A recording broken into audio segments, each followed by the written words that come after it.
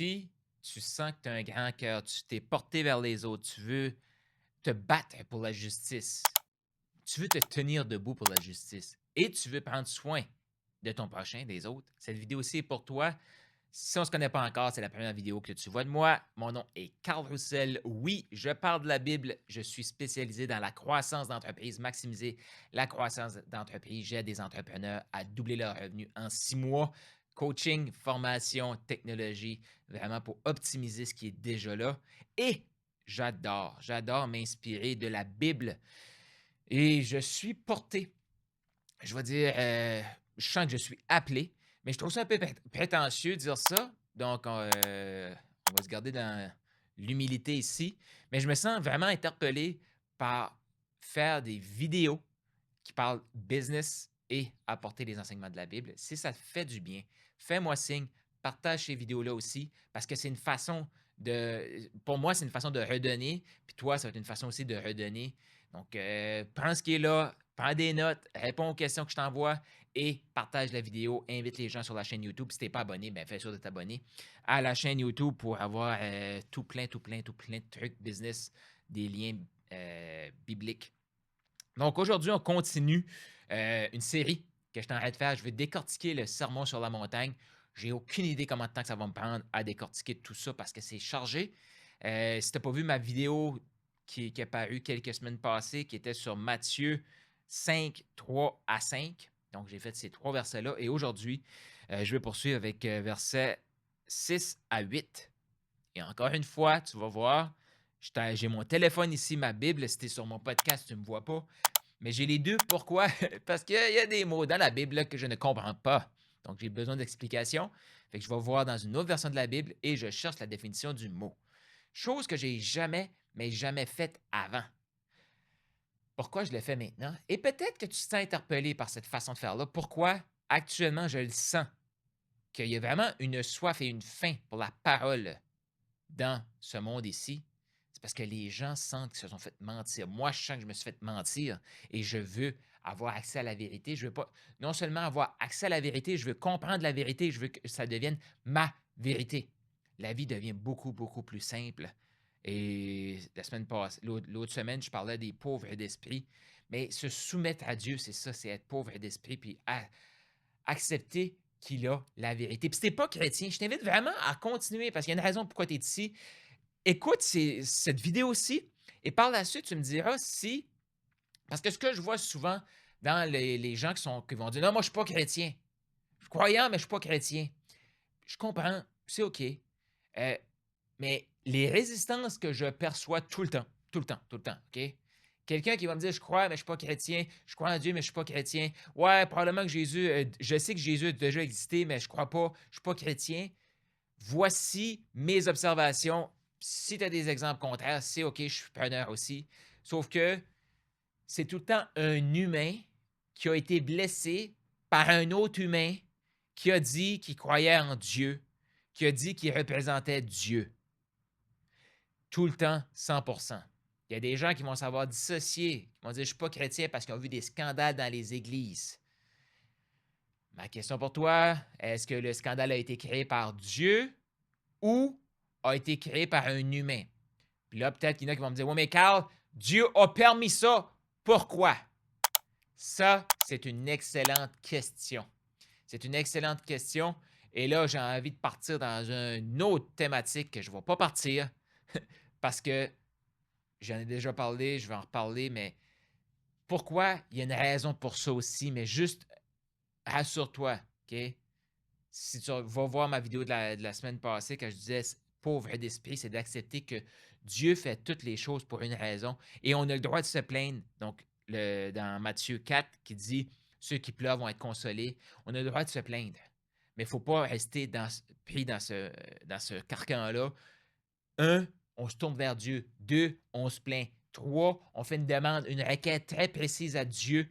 Et quatre, faire confiance que Dieu est amour, miséricorde, un mot qu'on va parler aujourd'hui, et qui est là pour notre bien. Fait que même si nous, humainement, on ne comprend pas pourquoi ça se passe, il y a une raison pour ça. OK? Mais juste te rappeler qui a fait le truc. Est-ce que c'est un humain qui a blessé un autre humain ou c'est vraiment Dieu qui a fait ça? Parce que la majorité des trucs mal qui sont faits, que Dieu va accepter, c'est juste qu'il s'obstine avec la personne et il dit non, c'est pas ça, c'est pas ça, c'est pas ça, c'est pas ça, c'est pas bon pour toi, c'est pas bon pour toi, c'est pas bon pour toi. Et là, à un moment donné, la personne veut continuer de le faire, veut le faire à tout prix. Puis là, Dieu fait comme je vais te laisser le faire. Puis une fois que tu vas l'avoir fait, tu vas voir dans quelle merde que t'es. Puis là, tu vas dire OK, Dieu, sauve-moi parce que c'est vrai, j'ai besoin de toi. Mais ça, je vais revenir plus en profondeur là-dessus. Mais ça vient aussi un peu dans 6, Matthieu 5, 6. Heureux ceux qui ont faim et soif de justice, car ils seront rassasiés. Et pour faire des liens business, tu vas voir chaque verset, je te l'explique un peu mon interprétation, je t'explique mes liens avec la Bible et mes liens avec la business. Puis encore une fois, tu sais, moi, mon but ici, c'est pas de oui, c'est de t'apporter la parole peut-être d'une façon que tu vas faire comme ah, j'aime ça. Je le comprends d'une différente façon. Moi, c'est pour ça que j'écoute plein de personnes qui vont m'expliquer la parole. Mais au final, OK, la vraie vérité, elle se retrouve si tu es sur le podcast, tu ne me vois pas, mais j'ai ma Bible entre les mains. Mais la vraie vérité se retrouve dans la Bible. Donc, si je dis quelque chose, OK? Puis tu fais comme, est-ce que c'est vraiment vrai, ça? Puis là, tu n'es pas sûr si c'est ton ego qui résiste ou je suis en train de, moi, te partager ce qui est dans mon ego. Ce que je t'invite à faire, puis même si tu fais comme c'est aligné, ouais, c'est aligné, va quand même chercher ta confirmation dans la Bible. Et s'il y a des choses, des fois, tu fais comme si c'est vrai, si c'est pas vrai, va en parler avec ton pasteur. Va en parler avec des gens autour de toi. OK? Puis si tu sens que c'est vrai, mais que tu en parles à une personne, c'est pas nécessairement. Tu sens une résistance, oublie pas que chaque humain, on apporte nos résistances. Puis, tu sais, parce que moi, je l'ai vécu aussi, là, j'ai parlé avec beaucoup, beaucoup de pasteurs. Beaucoup de pasteurs ont quand même une résistance à l'argent. Fait que si je leur parle de prospérité, d'argent, que la Bible nous dit qu'on peut être prospère, tout ça, je sens quand même de la prospérité, mais quand la sagesse est là, chez le pasteur, ben, ils vont me poser des questions pour s'assurer que mon cœur est aligné avec ça. Ça, c'est vraiment, les top pasteurs sont capables de faire ça. Ils sont capables de prendre comme, ça, c'est mes résistances à moi, je les mets de côté pour poser une question qui va aider la personne qui est devant moi. Fait que ça, ces pasteurs-là sont dans ma vie. J'en ai parlé à d'autres qui, ben là, j'ai pas tant de pasteurs que ça que je connais, mais j'ai aussi des pasteurs qui sont comme, qui confirment par la Bible, et j'ai des coachs business aussi, qui confirment par la Bible ce que je dis aussi. Mais fais tes recherches, OK? Prends pas ce que je te dis pour du cash. Va lire ta Bible, lis les versets que je te dis. Tu sais, chaque vidéo, j'en parle de 3. Mais heureux ceux qui ont faim et soif de justice, car ils seront rassasiés.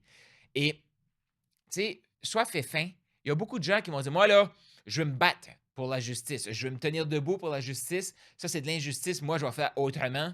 Et quand ils tombent dans un milieu qui va les opprimer, parce que tout le monde veut comme, ah, mais tout le monde le fait, faisons-le nous aussi. Hey, ça prend du guts, là. Faire comme, non. Non, moi, je sens que c'est pas dans mes valeurs. Non, j'ai pas le goût. J'ai pas le goût. Oh, mais c'est juste une fois. Non, je vais pas le faire. Il y a quelqu'un qui est en train de se faire taper dessus, puis tu trouves pas ça juste. Est-ce que tu vas te tenir debout devant la situation?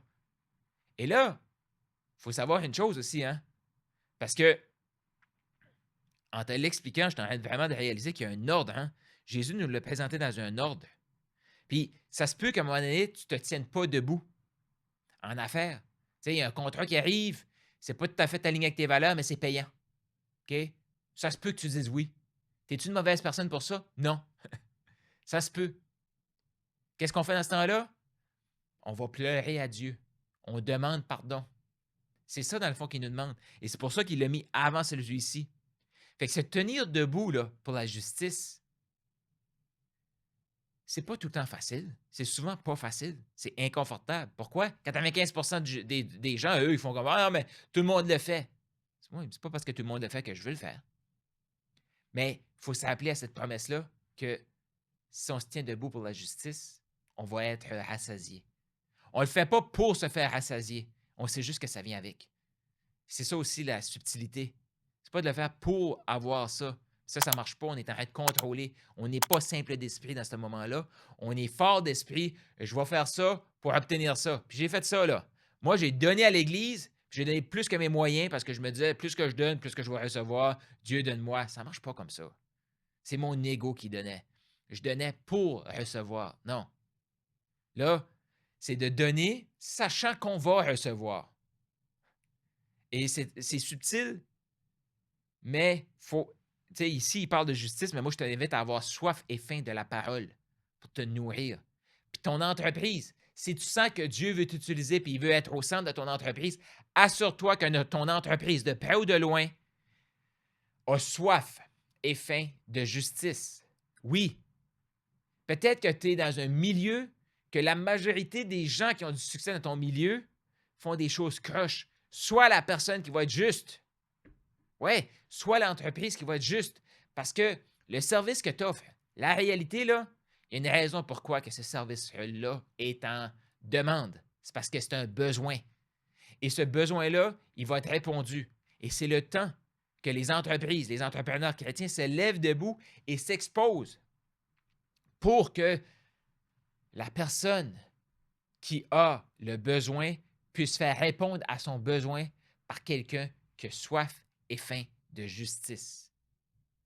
Et si tu bâtissais ton entreprise autour de ça, qu'est-ce que tu fais maintenant comme changement? Réfléchis à ça, je te reviens avec cette question-là à la fin de la vidéo. Deuxième verset que je voulais aller, et puis écris dans les commentaires, hein, tu peux interagir. Ça va m'aider aussi à créer du contenu puis savoir où est-ce que on peut aller ensemble là-dedans. Donc, le deuxième verset que je voulais voir pour aujourd'hui est là. Je suis allé chercher la définition parce que je ne savais pas c'était quoi le mot. C'est des beaux petits mots qui veulent dire pas grand-chose quand tu ne connais pas la signification, mais c'est des mots super chargés d'émotions positives. Donc, heureux les miséricordieux, car ils obtiendront miséricorde. Bon, je t'avoue, c'est beau, là. Miséricordieux, miséricorde. C'est un terme que j'ai souvent entendu, mais je ne sais pas ce que ça veut dire, je te l'avoue. Donc, j'ai été chercher dans une version courante, en français courant. Heureux ceux qui sont pleins de bonté pour les autres, car Dieu sera bon pour eux. Plein de bonté pour les autres, car Dieu sera bon pour eux. Moi, ce que je trouve fantastique quand je prépare ces vidéos-ci, OK, et que je commence à parler, je ne sais pas pour toi, mais moi, je viens de réaliser, OK? Battons-nous pour la justice, ayons soif de justice et faim. Si on a soif et faim de justice, qu'est-ce que ça veut dire? Ça veut dire qu'on va être rempli de bonté pour les autres. Et non seulement on va être rassasié, mais on va être aussi, Dieu va être bon pour nous. Moi, je te parle de ça, j'ai des frissons. Puis si tu penses que c'est scripté mon affaire, je savais que j'allais parler du verset, là, mais je n'avais pas pensé avoir cette réflexion-là. Moi, j'adore faire ça, ces vidéos-là, parce que j'ai plein de réflexions, parce que ça me pousse à aller chercher des définitions et de comprendre. Mais tu vois-tu ça? Et je pense que je vais faire une vidéo pour faire le lien entre tous les versets, les 9 versets, parce que c'est là que Jésus dit, heureux, heureux, heureux, heureux. Il nous envoie ça 9 fois. Mais là, clairement, là, OK, soyez bons les uns envers les autres. Et ça, en tant qu'entrepreneur, être bon, c'est être juste. Et il y a tellement des milieux actuellement, puis il y en a qui ne savent pas comment réaligner ça. C'est pour ça qu'il y a des entrepreneurs qui viennent vers moi à faire comme Carl. Moi, tu comprends pas, là. Mon marché est corrompu, là. Comment je fais pour mettre Dieu au centre de ça? Je l'ai décortiqué pour moi, je le décortique ici et je peux clairement t'aider. Pas juste devenir cette personne-là, puis je me suis fait dire ça justement pas longtemps passé. Toi, Carl, tu n'aides pas juste la personne à devenir la personne. Tu l'aides aussi à savoir c'est quoi les actions à mettre en place. Comme, c'est quoi le CRM à mettre en place? C'est quoi le marketing à mettre en place? C'est quoi le contenu à créer? C'est quoi la meilleure façon de multiplier? Fait que j'ai non seulement la façon de t'amener à être cette personne-là, mais j'ai aussi les stratégies business que tu as besoin, le leadership, les formations que tu as besoin pour ton équipe. Fantastique. Je vois clairement tout ce que j'ai vécu. Dieu me préparait à ce moment ici. Est-ce que tu es prêt à passer au prochain niveau? Est-ce que tu es prêt à doubler tes revenus dans les prochains 6 mois? Fais-moi signe. Fais-moi signe. Mais c'est sûr qu'on va l'aligner sur ta bonté pour être bon pour les autres. Justice. OK, oui. Parce que moi, je te dis, là, un marché que 95% des entreprises sont corrompues et que le 5% va shiner. Parce que la réalité, là, 95% des humains ont le cœur à la bonne place. Mais parce qu'on vit dans un système, puis ils sont programmés d'une façon, ils pensent que. Non, non. Moi, je suis convaincu, sincèrement convaincu, que l'humain est bon, que l'humain est rempli de potentiel. Fait que si tu es convaincu comme ça, puis tu veux entrer ça dans ton entreprise, fais-moi signe. Mais, fait que, miséricorde, qu'est-ce que ça veut dire? Capable de pardonner à ceux qui nous ont fait du tort. Je sais pas si tu viens de ma rencontre, la vidéo que j'ai faite. Peut-être que tu ne l'as pas vue sur ma chaîne YouTube. Abonne-toi, voir ma prochaine, la vidéo d'avant, quelques vidéos avant. Où est-ce que quelqu'un, je lui ai fait du tort, il m'a pardonné, je lui ai pardonné. Parce que dans ma tête, il m'a fait du tort aussi. Fait qu'on s'est pardonné. C'est ça, être miséricordieux. Pas essayer de trouver c'est à qui la faute, juste on s'est pardonné. Avoir de la compassion pour ceux qui souffrent. Tu sais, quand je t'ai parlé, là, ça aussi, se plaindre, les lamentations. Quand quelqu'un vient vers nous et il veut se lamenter, lamentons-nous mais avec les 4 étapes, pas se plaindre, pas rester à l'étape 2, là. Mais vraiment passer à travers du processus avec cette personne-là. J'ai fait une vidéo spéciale sur les lamentations. Va voir ça, c'est vraiment bon. Mais passer le processus avec eux. Donc, souffrir avec eux. Mais pas rester dans la souffrance avec eux. C'est très, très différent. Tu sais, quelqu'un qui est victime de quelque chose peut tomber dans la victimite. Le but, c'est pas de tomber dans la victimite. Tu souffres, je vais souffrir. Mais à la fin de cette souffrance-là, là, clairement, ça ne veut pas dire que ça va tout se passer aujourd'hui comme par magie. Mais clairement, on va faire une requête spécifique à Dieu parce qu'on s'est tourné vers Dieu en étape 1. On s'est plaint ensemble. On se tourne vers Dieu et là, on fait confiance à Dieu. Et je vais le faire avec toi. Miséricorde implique souvent un sentiment de bienveillance et une volonté d'aider ceux qui sont dans le besoin ou qui souffrent. Ça, comment mettre Dieu au centre de ta business, assure-toi que tu te tiens debout pour la justice, de soif et faim de justice, et assure-toi que ta bonté va être propagée sur les autres et qui se ressent. Et là, dernier verset pour aujourd'hui. Heureux ceux qui ont le cœur pur, car ils verront Dieu. Encore là, avoir le cœur pur, avoir le cœur porté vers les autres. Mais est-ce que tu réalises là, qu'on a vraiment besoin d'entreprises comme ça en 2024-2025, en tout cas là, au moment que tu écoutes cette vidéo aussi, cet audio aussi? On a besoin criant, on a une soif et une faim sur le marché pour ce type d'entreprise-là. Est-ce que tu le ressens? Est-ce que tu le ressens? Tu sais, avoir un cœur pur, être doux, être porté vers les autres. Puis tu vois, hein, dans ces 6 premiers versets-là du Sermon sur la montagne, il y a des répétitions, il y a une belle complémentarité. Oui, j'utilise des gros mots comme ça. Et il y a une belle, tu sais, ça s'embrique une dans l'autre. Tu vois-tu ça? Moi, je le ressens quand je te le partage. Mais en terminant cette vidéo-ci, je vais t'amener comme, qu'est-ce que ça veut dire pour toi avoir faim et soif de justice? Observe-toi. Qu'est-ce que ça voulait dire avant cette vidéo-ci? Qu'est-ce que ça veut dire maintenant? Et concrètement, comment tu vas aligner ton entreprise pour avoir encore plus faim et soif de justice? Qu'est-ce que tu peux faire pour te garder fort pour cette justice-là? Qu'est-ce que ça veut dire pour toi être miséricordieux? Qu'est-ce que ça voulait dire avant? Qu'est-ce que ça voulait dire après? Qu'est-ce que ça veut dire maintenant? Et qu'est-ce que tu vas faire maintenant? Puis je te rappelle, c'était un peu comme moi, si quelqu'un me demande qu'est-ce que ça veut dire, qu'est-ce que ça voulait dire pour toi, miséricordieux, ben c'est un beau mot que je ne comprends pas tout ce que ça veut dire. Mais être bon pour les autres. Qu'est-ce que ça voulait dire pour toi? C'était quoi ta perception d'avant? Qu'est-ce que c'est ta perception de maintenant? Et et qu'est-ce que tu vas mettre en place maintenant pour ça? Puis ça vient de m'apporter une autre réflexion que je vais t'apporter. Mais avant, on va compléter là, cet exercice-ci. Heureux ceux qui ont le cœur pur. Qu'est-ce que ça voulait dire avant? Qu'est-ce que ça veut dire maintenant? Concrètement, qu'est-ce que tu vas dire? Et en les répétant, merci d'être là. Merci sincèrement d'être là. Si tu connais des gens que ça peut aider, partage, mais merci d'être là parce que ça me permet à moi d'aller plus en profondeur dans la parole. Puis ça goûte tellement bon, là. Puis je me rends compte qu'en lisant ça, beaucoup de gens autour de moi, et moi aussi, On lit juste le premier bout, puis on oublie. On oublie. Puis j'ai fait une série aussi que je vais parler d'Overflow. Dieu veut nous envoyer en abondance. Et là, parce que je travaille sur cette série-là en même temps que je te partage cette série-ci, il vient de se faire un lien. Et ce lien-là, c'est pourquoi on ne reçoit pas l'overflow de Dieu.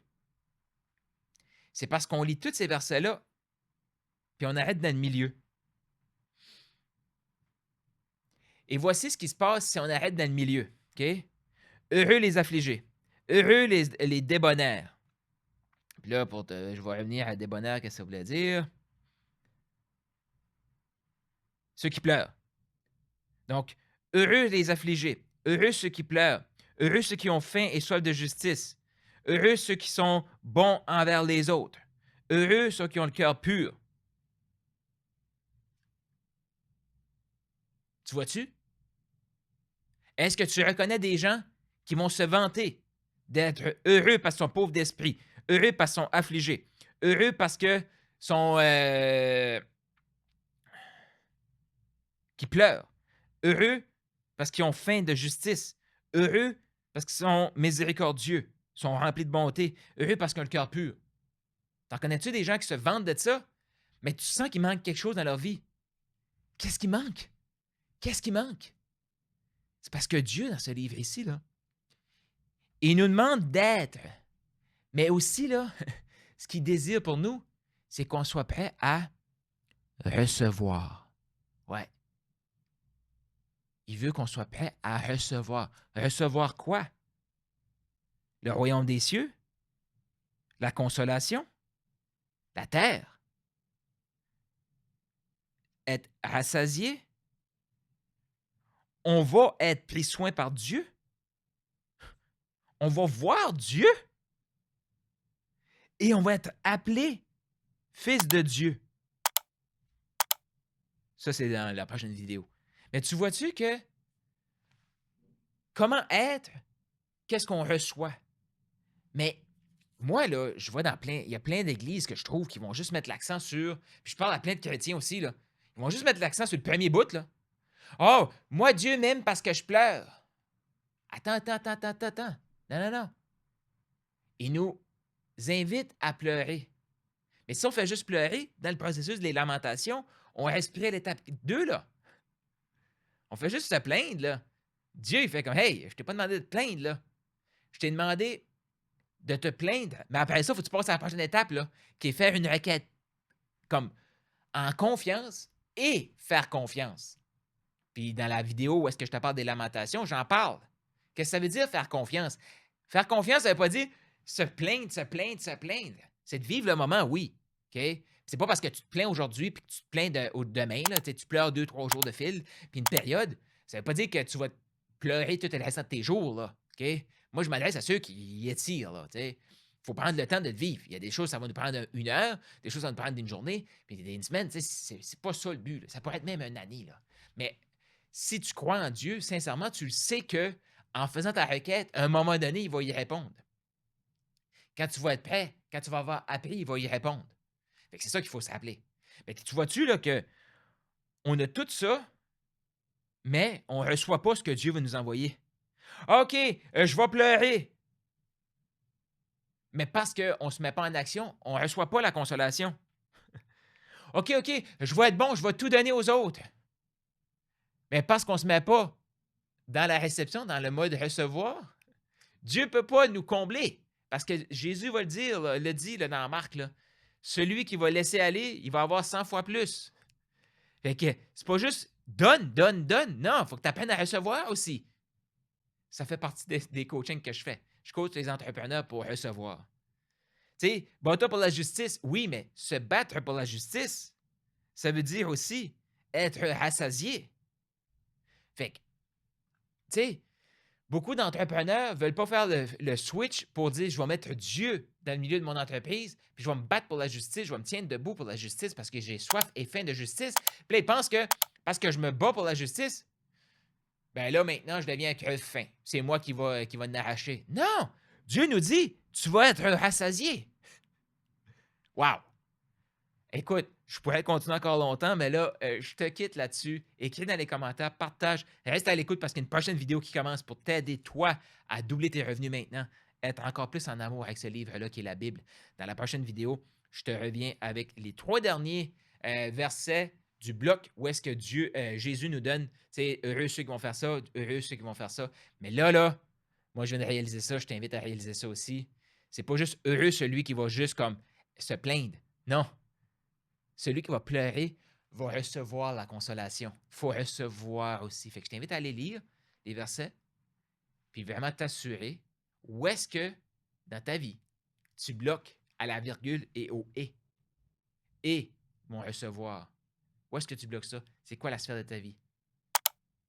Merci d'avoir été là. Partage, laisse un commentaire. Laisse un cœur, abonne-toi à la chaîne et la prochaine vidéo commence maintenant.